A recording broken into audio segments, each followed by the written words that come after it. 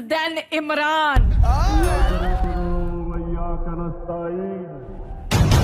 میں اگر سڑکوں پہ نکلا ہے نا تو آپ کے لیے چھپنے کی جگہ نہیں ہوگی. ایک بار پھر وزیر اعظم پاکستان کا حلف اٹھانا ہے. یہ سوشل میڈیا کا پاکستان ہے. کہ کیا ہم غلامی چاہتے ہیں یا آزادی چاہتے ہیں؟ پاکستانیوں، میری جان اتنی ضروری نہیں جتنی آپ کی آزادی اس ملک کو ضرورت ہے.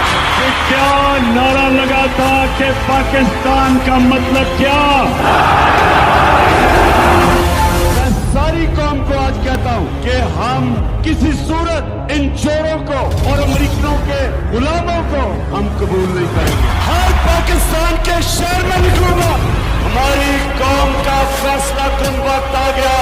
کیونکہ میری کال جب آئے گی تو چاروں طرف سے اسلام آباد کی طرف لوگ نکلیں گے.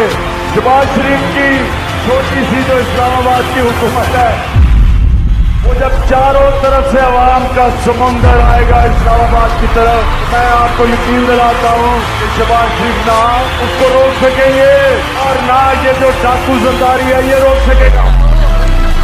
اگر انہوں نے کنٹینر رکھے تو ہٹا دو گے. میں اللہ کا شکر ادا کرتا ہوں کہ اس نے میری قوم کے اندر شعور پیدا کیا. ایک انسانوں کا جنون آنے والا ہے. پاکستان ایک قوم بن چکا ہے. 26 سال سے میں کوشش کر رہا تھا کہ میرے مولا اس قوم کی خودداری کو جگا.